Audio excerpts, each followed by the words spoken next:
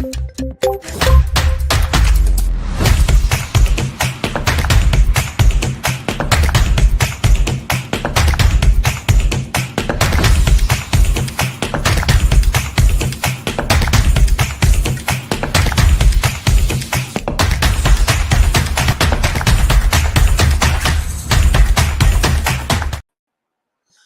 everyone.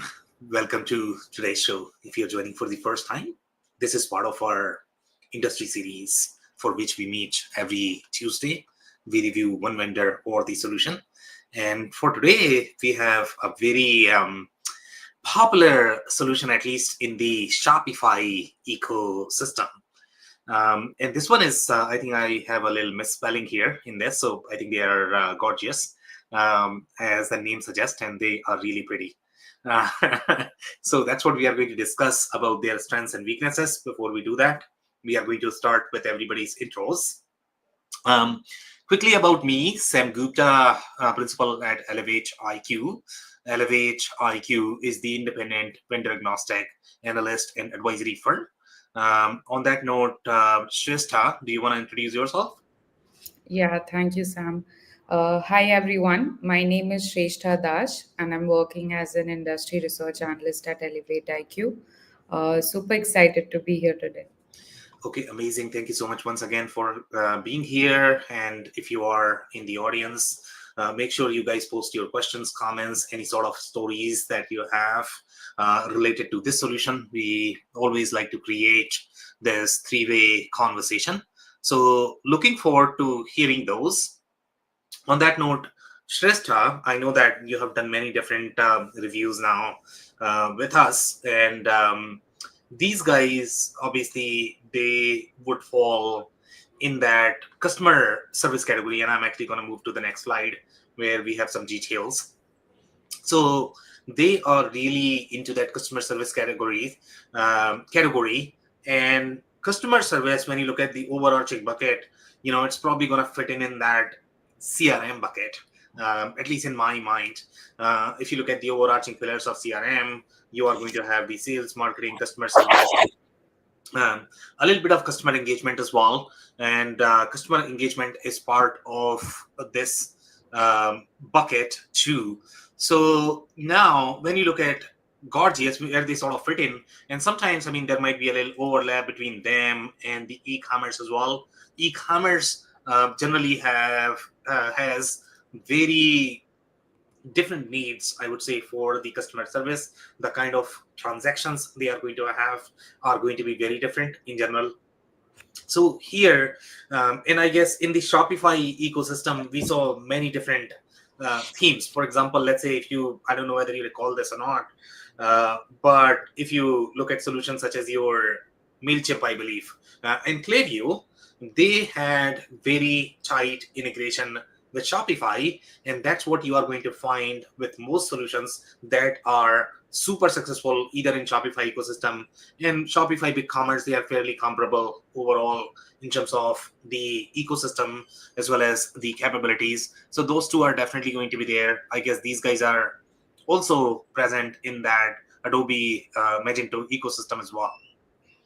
So I guess the secret sauce is going to be that Shopify embeddedness. But they have some other capabilities, for example, the AI automation. And AI automated workflows, when you look at these workflows, they matter a lot more for e-commerce workflows. And the reason for that is because if you are looking for cutting edge customer service, unless you are hiring people from offshore, maybe in the Philippines, etc., the customer service is probably not going to be as great as what people like to see, let's say, in North America, right? So then that is going to be a slightly lower cost. But when you are working with these premium brands, obviously the brand looks really good from the website perspective, but they also need to provide the customer service. But they don't necessarily have margins to support that kind of customer service, to hire customer service reps in the US or Canada or any other developed countries, I guess. So this is where I guess the AI automated workflows are really powerful. And that's why these guys are super powerful as well, because they not only have the embeddedness, but then they are able to save a ton of money, for these customer service workflows. And sometimes these customer service workflows are going to be very rudimentary questions from the shoppers. They are going to have questions about product, size, color, style. I don't know, million questions, and we all know how consumers are. They are never going to spend a penny, and they are going to ask a million questions. The cost increases when you talk about these questions, right? The consumers generally don't think about that, but if they are not going to respond, they are generally going to get bad reviews. So there are unique problems in the consumer space, and that's why the AI automation matters. We are going to see a lot more AI automation, AI agents in this particular space for these use cases. Now, some people might argue that the AI agents that they have might not be the kind of AI agents that we are going to see because of generative AI. So even though they are branding them and everywhere they are saying that they have AI agents, but if you look at their reviews right now, I don't think they have rolled out the real AI agents that other bigger companies are working on. For example, Salesforce, etc. They might get there. Everybody's going to get there, but today, whether they have it or not is a question. As of today, what they have done is at least they have figured out the branding, the pricing, the bundle. The customers sort of understand what it is. They might not have the real capabilities, but at least the logistics is there to be able to promote once they get there. So that's a very strong sign in general that they are able to create the need before the product is ready. And I think we are going to see similar use cases in other industries, and the other companies are going to do this as well. In general, the customer service category is probably the first one that is going to see the majority of the AI agent centric use cases, and e-commerce is probably going to be the first one just because of the kind of margins they have in that space. Now, their background, I guess, they really started in that Shopify ecosystem, and Shopify is a very unique beast. The kind of companies that are there in that ecosystem, they simply hang out in those. Yes, they are going to hang out in some other, commerce ecosystem as well, but just Shopify itself is pretty big ecosystem to be able to penetrate. And the other vendors, even if they are going to be more popular, for example, let's say if you talk about Zendesk or Freshdesk, ServiceNow, these are big players, but they might not have as much presence in the e-commerce space just because of that connectedness that we have from the workflow perspective. Now, overall, the competing categories that you are going to find, I think they are going to be compared with a lot of different solutions that they have in the Shopify ecosystem, but then they are also being compared with other customer service categories, and those are going to be obviously the Zendesk, Freshdesk, ServiceNow. These three are probably going to be there. But then you have other players who have, a presence in this space. Salesforce, HubSpot, all of those are going to have some sort of customer service module as well. But then the module is not going to be as good. Now, when you look at the e-commerce customer service workflows, there are some unique players that are going to be very similar to your, Gorgias. And in this case, this is going to be Customer Gladly and Intercom, Rich Panel, and then Reamaze. And I think we have reviewed Front as well. And Front is going to be for this use case too. And they are very well present in the Shopify ecosystem, even though they have slightly different messaging offering. They are fairly big company as well. So obviously that is very well used in the Shopify ecosystem along with your Gorgias. So industries where you're going to find is going to be e-commerce and DTC. Those are probably the industries where you would find them most. So for this analysis, we have utilized customer stories, product design analysis. We don't necessarily have as many historical stories. They are just not as, I would say, present in the PR game. So I don't know, other similar companies have done a lot more.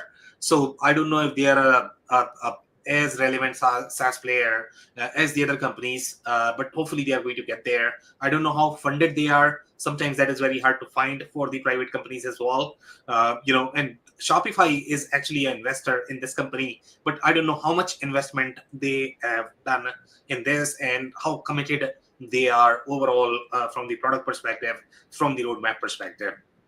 Overall, I guess Shopify is also invested in Klaviyo, which is also a very similar offering, but I don't know if these guys are going to be their preferred, provider. I mean, Front is going to be fairly known player in this particular space as well. I don't know if they are preferred too. So those are some of the questions that you might want to do further research on.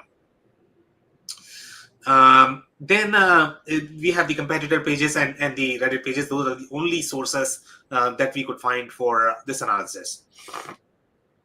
So now,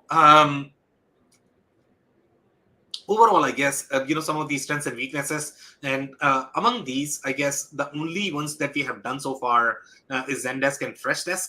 So if you are interested in a deeper dive in those solutions, check our YouTube channel and you can search based on Zendesk plus Elevate IQ, Freshdesk plus Elevate IQ. Front is also going to be there. We have reviewed Front too. Front plus Elevate IQ on our YouTube channel is probably the easiest way to find these reviews. If you're not able to find, you can ping any of us and we'll be more than happy to send you the link. Now, we have not reviewed Customer so far. Hopefully, we'll get there one of these days. We have too many solutions that we are reviewing. So here, I'm going to provide quick overview in terms of, from the lenses of, Gorgias. So here, obviously, with Gorgias, you are going to find the Shopify integration. That is the biggest differentiator that they have.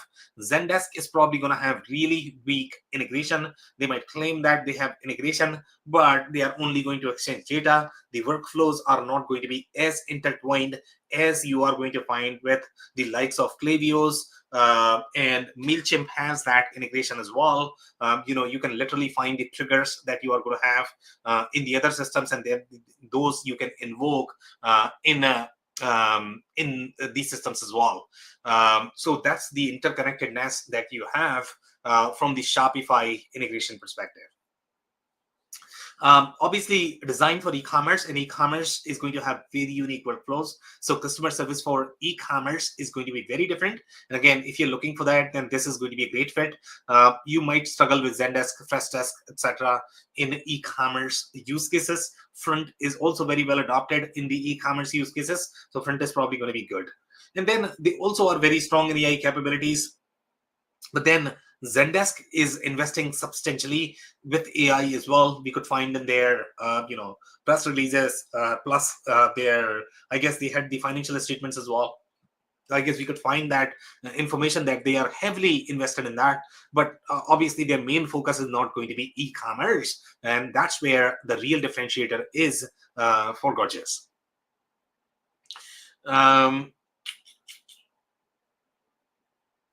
That's pretty much it. I'm not going to go very deep into this. Maybe I can touch on some of the cons as well. So from the cons perspective, one of the things that you're going to find consistently in the reviews is that their AI capabilities might be a little bit of a challenge. Even though it sounds good on paper, in reality, it might not be as good. It does get expensive, especially when you talk about the AI capabilities. So initially, the initial price is going to be very cheap, but then cost add up substantially anything that is there in the Shopify ecosystem. And then again, if you are going to have a hybrid business model, if you are pure play DTC e-com, then this is probably going to be okay. But let's say if you are going to be in industrial verticals, etc., where you have a lot more complexity from the product perspective, this might not be the best fit. That's pretty much it on this. I'll keep moving here. So these are some of the historical stories, and this is coming from 2020. And in 2020, and again, it's a very new company. They started in 2020. Can you believe this? In 2020, they had raised roughly 25 million, which is not a lot, for Series B round. And they are saying fundraising total to more than 40 million. And the valuation is going to be roughly 300 million, which is in line. So again, everything that is going to be there in Shopify ecosystem probably has $1 billion valuation. So this is pretty close. I mean, they started in 2020, but then I guess they have raised some more. So we'll look at that. But then they are saying, Gorgias supports more than 4,500 online stores, including, and again, look at the size of the store. So for example, Steve Madden, and my assumption here is going to be that they are doing this at the corporate level. This is not deployed at the department level. So that's a big deal, the things that they are able to do. And Steve Madden is a fairly large brand. We have other ones as well. For example, some of the ones that that are going to be really big are probably Electrolux as well. Other ones, I don't know how big they are, but they seem pretty decent. So all of them are either e-commerce, GTC centric brands. Electrolux is probably going to be appliance, I believe. Yeah, so we have that as well. But again, very e-commerce business model. They have a little comment here. They are saying we started with a help desk to centralize support. Now, centralized could have many different meanings, so you might need to read between the lines there. I don't know what centralized mean here, what kind of centralization we are talking about. But if you are talking about centralized support from the customer perspective, you can definitely do that using this tool, at least for the e-commerce channels. Other channels, I don't know if you are able to incorporate those as well. If you have complex business models, there could be challenges. This is pure play e-commerce. When you are going to be as part of the Shopify channel, this is probably going to be good. But I think what they mean by centralize here is going to be to consolidate different channels. And I think that's the messaging that most of their competitors had used as well. For example, if you look at Front, they all talk about maybe omni-channel support. I don't know if these guys have not necessarily used the word omni-channel, but that's what they would mean when they say centralize.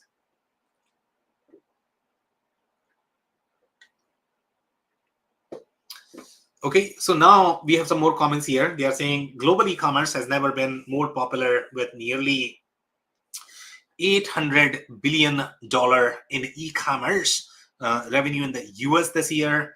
And again, I don't know if this is as exciting, I would say. At least right now, e-commerce, it was exciting back during COVID days, but I don't know if that is as exciting. So, and again, these comments are coming around those days, which is roughly what 2020, which is reasonable, but again, it's not as hot. They are saying by building a leading contact center solution just for e-commerce, and that's how they have positioned themselves. Gorgias can provide roughly 4x to 10x the value of a more generic one-size-fits-all solution. And again, value could be subjective. There is definitely value from the AI agent perspective. Whether it is going to be 3x, 4x, 5x, I don't know. You do the math. There's definitely value here.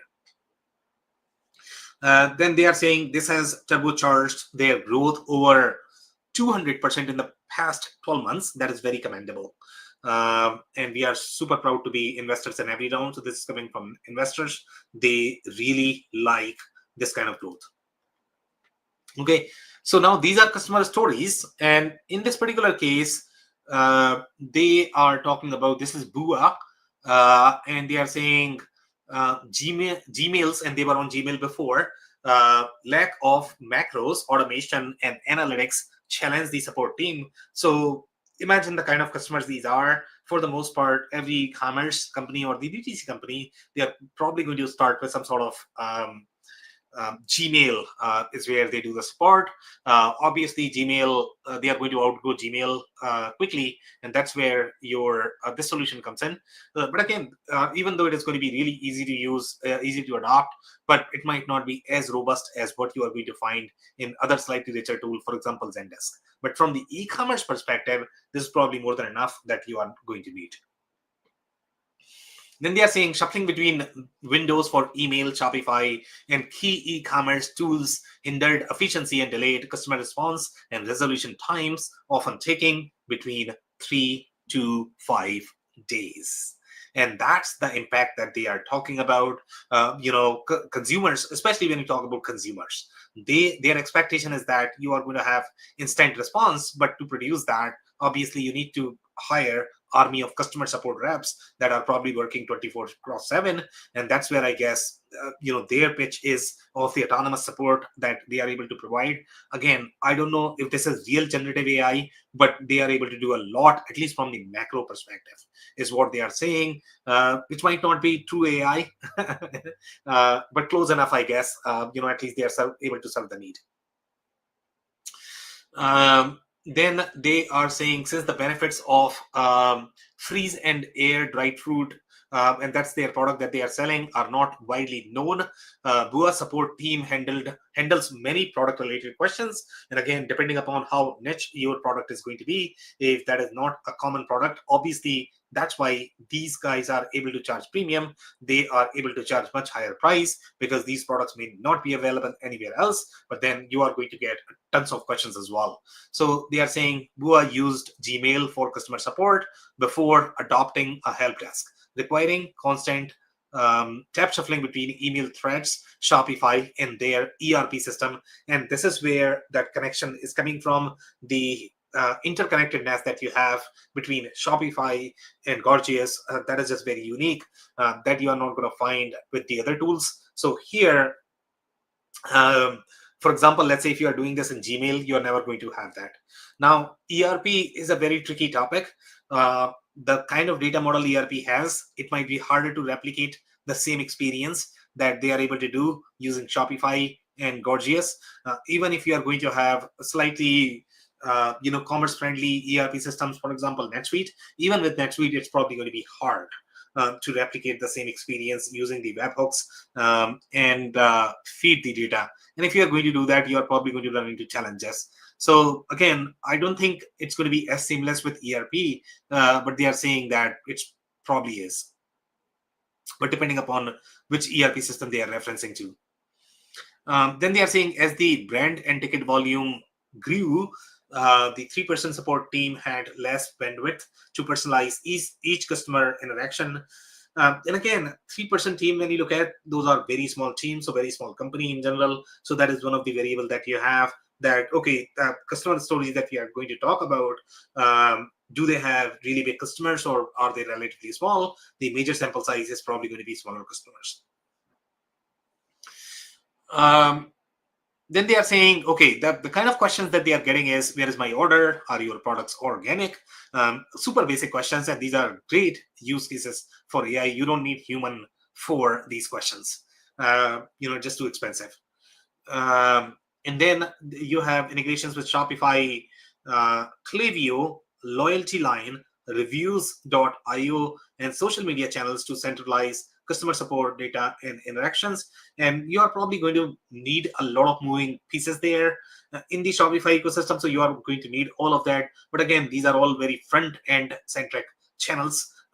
Loyalty is going to be the loyalty. Again, Shopify uses a lot of add-ons. Reviews.io is going to be for reviews. And then you have social media channels as well. Sometimes inquiries are going to be there too. And that's where you are sort of centralizing the support.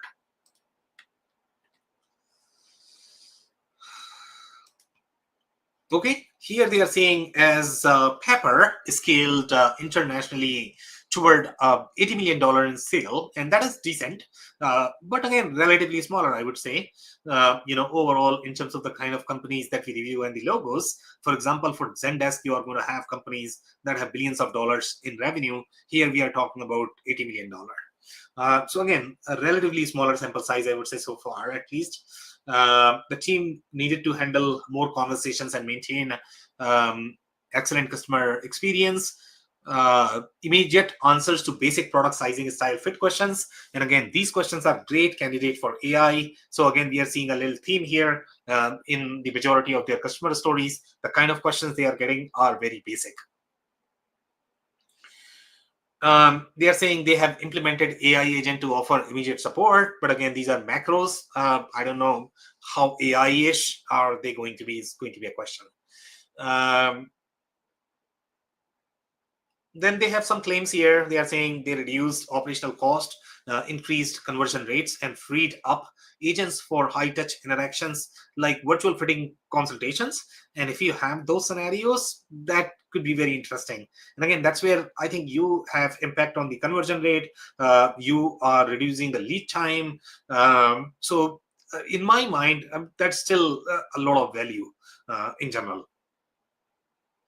Then they are saying Pepper needed to automate repetitive support in product inquiries. And again, these questions are very basic without increasing operational cost by hiring new agents or outsourcing support to a BPO. And again, BPO model was very common. Now they are able to manage by these tools. So that's where the real value is. We would have to have had to expand our BPO contract by at least 25K, which is not as high amount in general. So again, these are relatively smaller companies and they are not spending as much on these tools. Then they are saying, for example, a shopper asked, what's the difference between a limitless wire, free, something like that. So again, very basic questions, very good candidates for AI. One more, and again, this is the jewelry brand, and it's going to have very similar theme as well. Again, very e-commerce, DTC centric business. Shoppers turn to Caitlin Minimalist for special gifts that often require a little extra communication with the brand to make sure they get it just right. With that comes an increase in tickets for the team to manage, roughly reaching 30,000 each month. 30,000, that's a decent amount, even though these businesses are going to be smaller size. That's a lot of tickets. I don't know how many tickets an agent can handle in a day. My assumption is going to be maybe 15 minutes per ticket. And if they are doing 15 minutes, then you have roughly 8 hours in a day, and maybe 32 tickets. And in a month, maybe 600. So look at how many agents you are probably going to need for this. That's a lot. So there's a huge value here. And again, I don't think you can shut down those questions because consumers are going to ask million questions, even though they are barely paying $10.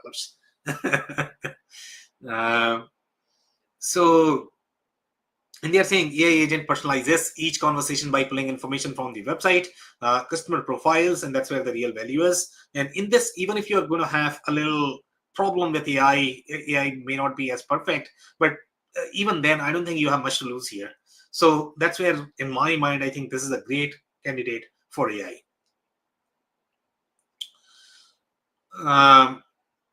And then they have some more comments. The longer lead times and a special intention behind each order mean customers follow up on their order status more frequently than other jewelry brands.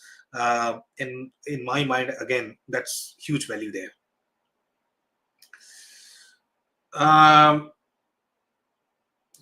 So they have seamless integration with Shopify allows AI agent to use customer information like order history to provide personalized support. We have already discussed that. That's the huge value add for them. If a customer asks for an order update, AI agent pulls information like the customer order, date, purchase details, and shipping policies to provide a detailed, accurate response. And again, this is great. And that's what, I guess, let's say if you were using likes of Zendesk, Shrestha, it might struggle a little bit in doing that. And that's what is very easy with Gorgias. And that's why it is so popular in the Shopify ecosystem. So one more story. Here, the ticket volume is lower. So here they are saying 3,600 each month. The lean customer support team needed a more efficient way to resolve the large influx of tickets while keeping customer satisfaction high. They are based in Germany, so they have some presence in Europe as well. It's not just North America, but for this kind of tool, I don't know if the international presence matters. I really don't know if there are going to be any geo-specific needs for something like this. And again, this is a supplement brand, which would again fall under that e-commerce bucket. So they are saying supplement brand committed to providing a holistic approach to supporting gut health. Again, that's their product. The health center was a point of friction in the customer experience. Previously, when customers navigated to the help center to find FAQs, they were redirected to a portal hosted outside the brand's website. This led to high bounce rates and created a confusing experience for shoppers, and I can see that.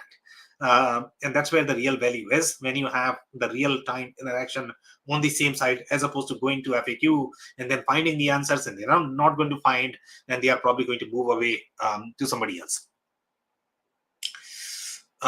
Then you have some more comments here, and they are saying support agents also struggle to use macros efficiently. That was their problem.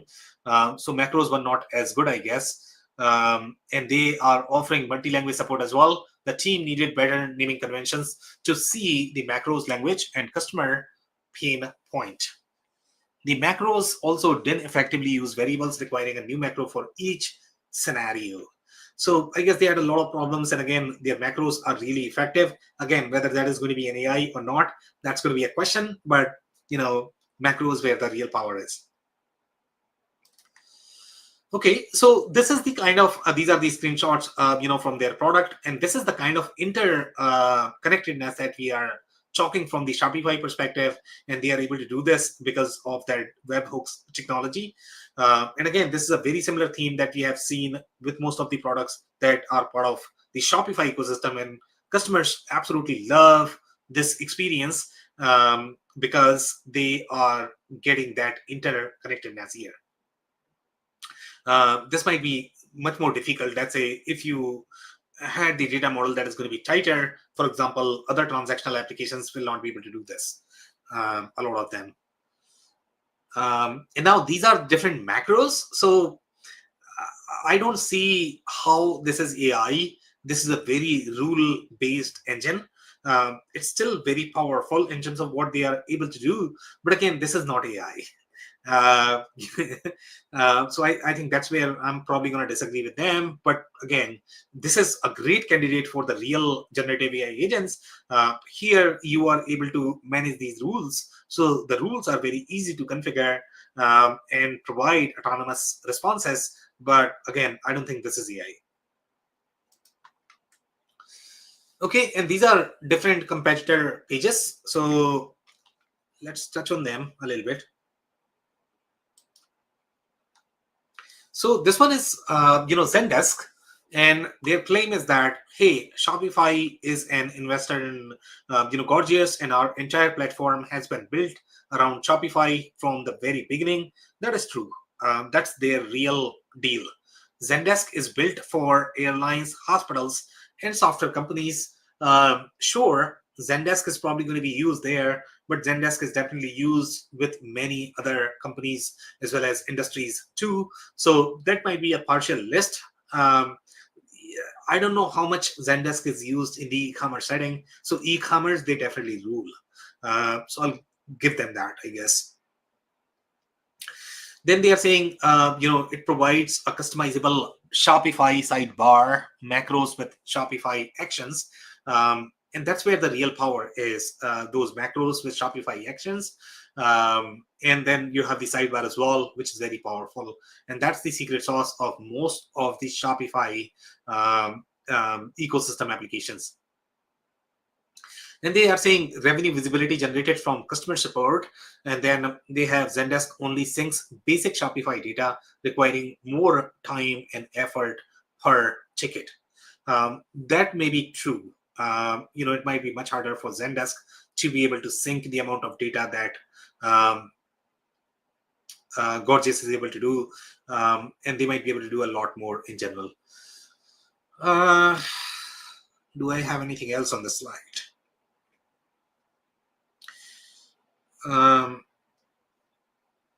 Yeah, I don't think I have anything else, so I'll keep moving here.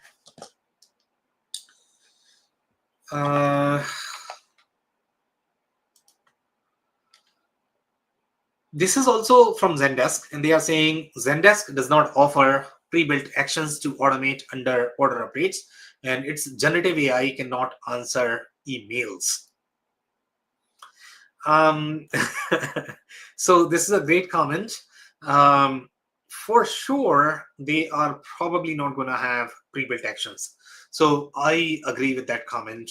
But generative AI, I would say email, they are probably not going to be as powerful as what these guys are able to do, just because email is going to be a channel for Gorgias. With Zendesk, the experience is not going to be as seamless as what is happening here. Generally, the agents are going to respond to emails. But again, I don't know if it is generative AI as of today. They might be able to easily replace that with generative AI maybe in the future. But today, I don't know if that is there. But again, this is where you can see the power. They have changed this more from the branding perspective. And this is where your generative AI use cases are going to be extremely powerful. E-commerce brands spend extra on heavy custom development for deeper automations, and that may be true.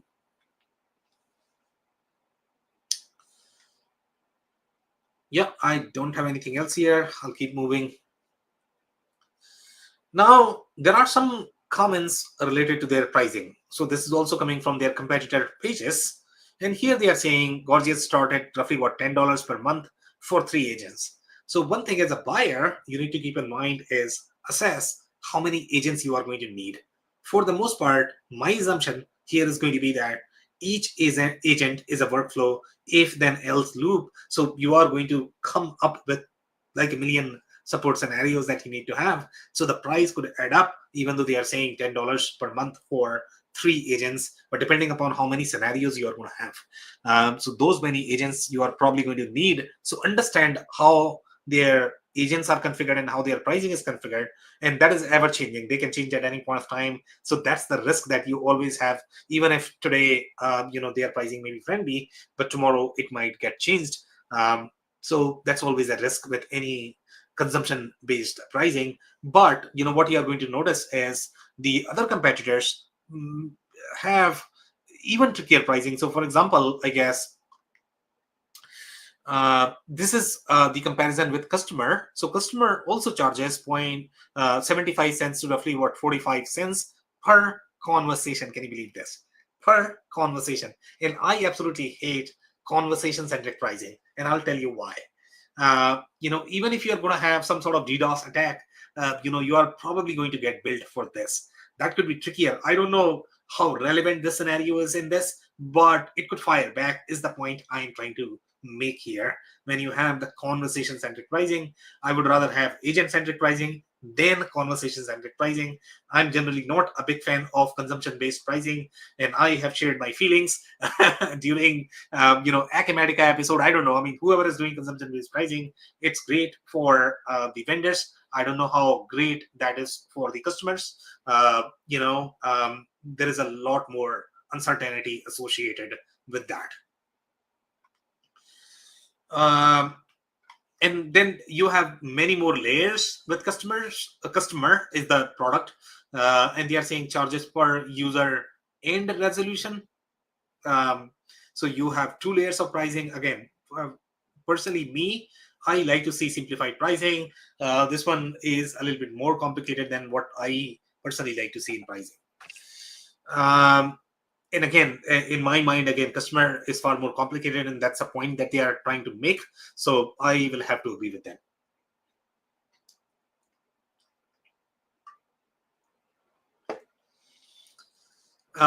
This one is another comparison. So I think this is coming from Gladly, and Gladly's AI product Sidekick requires you to create a step-by-step rule for every interaction, whereas it only slightly rewords your pre-scripted answers. Sidekick charges, again, this is a conversation-based pricing.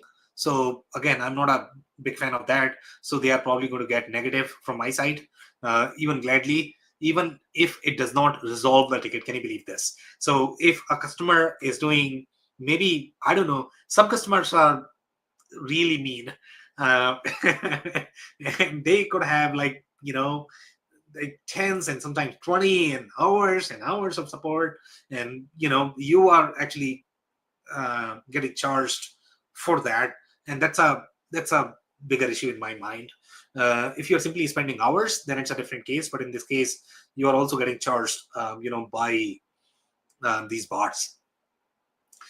Then they are saying minimum cost for Gladly is roughly what, 22K. Can you believe this? 22K with 10 agent minimum. So most likely Gladly is probably going to be the enterprise product. They might have some of the enterprise centric features, but again, even Gorgias might get there depending upon how their pricing is done. So again, do a little TCO analysis, ROI analysis before you commit for the contract. Then they are saying large teams can face huge bills at roughly what, 210 per agent, especially when scaling up for busy seasons.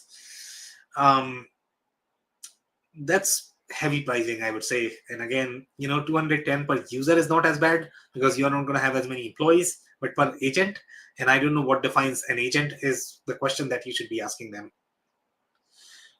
They are saying they are enterprise ready, and they have multi-brand, multi-language, which is going to be a need in this space. So that's huge. And for the customer support, I think they have a claim here. They are saying that 250 largest stores on Shopify choose Gorgias, and that is likely based on the logos that we have seen with them. But the largest Shopify store is probably going to have $1 billion in e-commerce sales, I guess,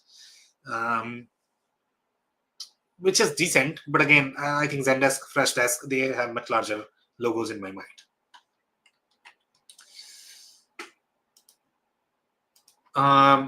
So some more comments from the Reddit pages. So this is coming from 1 year ago. So obviously it's slightly recent. So here they are saying, I was wondering if anyone had any feedback from their experience of using the automation add-on for Gorgias and the cost also involved since the price structure changed significantly a few months ago. Is that causing any issues? And the response of that is also 1 year ago. And they are saying, I love Gorgias, but I find the automation to not work as well as they claim. So you have feedback right here, and this is not the only person who complained about it. There are more comments. You can do your own research on Reddit, user forums, etc. So there is the automation is not going to be as slick, as smooth, even though it's a pretty good product.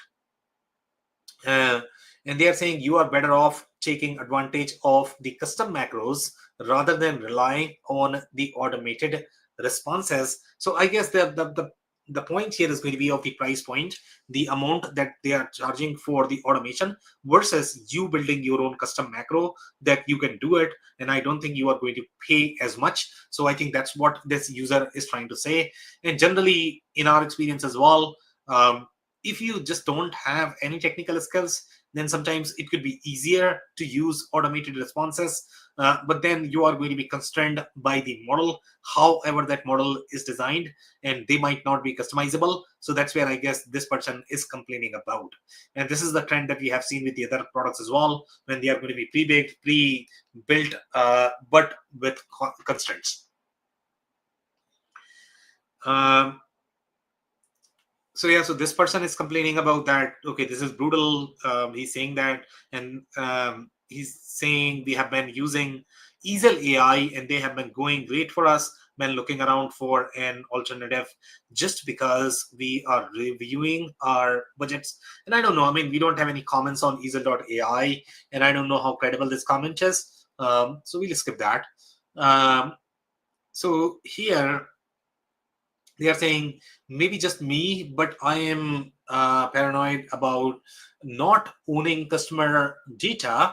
So this person does not like not owning customer data, which could be a fair concern, I would say, including messages form responses. So I hate they sneakily push you to use their email servers as opposed to our Gmail. You can manually switch back through, which is what I have done. And again, I think they are trying to push their server. So I think there is going to be a little conflict between them and Klaviyo. Most likely you are going to use both. So I don't know who's going to host the emails. Once you hand over the control, I don't know how effective that is going to be in working with Klaviyo. So there is a little tension between vendors. So again, figure out the architecture in terms of what are going to be the implications. So you might need to do a little bit of research there in terms of what is going to be the right model. In general, I would agree with this user. If you have your own control, at least on emails and data, that should be the preferred approach. But I don't know how smooth the integration and the communication is going to be. So that's probably going to be a challenge if you don't hand over the control to them. I think the automations are a huge rip-off. So this is the second user that has commented on this, and you can achieve the same result with macros and SAD filters. So again, I think people are not appreciating the existing automation. So that's the complaint. And then we have overall for $70 a month for just basic customer service ticket aggregation. I'm not at all impressed, and I cannot wait to switch to something better. So again, $70 a month is nothing. But this person is still complaining. So for the most part, I guess they are relatively small. That could be a possibility. They just don't have appetite to pay. That's how it seems like. Now this comment is coming from 5 years ago, and in this they are saying they seem to have the tightest Shopify integration. So this is a validation where we were researching options 8 months ago. Overall, have been happy with them, but haven't used the other options, so cannot compare. That is right. I mean, they do have the tightest Shopify integration. That is their secret sauce. This is also coming from 5 years ago, and they are saying we use it and love it. Prior to this, they were using Zendesk. So this is the comparison prior user of Zendesk with a bunch of plugin to get it to work for Shopify. And that would be my understanding of how Zendesk would work. It's definitely not going to be as smooth. So if you care for that Shopify interconnectedness, and again, if you are going to have issues with integration, most likely your AI agents may not be as effective. Even if you're going to have those capabilities, maybe AI agents are going to be slightly better in terms of retrieving data. But as of today, I guess Gorgias is probably going to be better for these use cases. And that's it. For this review, Shrestha, do you have any comments? Nothing as such, but I think it's a small company right now, and they are still growing. So I'm excited to see what improvement they are bringing in the future. Yeah, but they have a lot of logos and they are relatively newer in the market, I would say. So what they have done is definitely commendable. Yeah. More Yeah. comments? No. Okay, perfect. So that's a wrap, guys. If you joined for the first time, this was part of our industry series for which we meet every Tuesday at 2 p.m. Eastern. So make sure you guys are going to be here next week. We are going to come back with another vendor or the solution. On that note, thank you so much, everyone, for tuning in today. Thank you so much.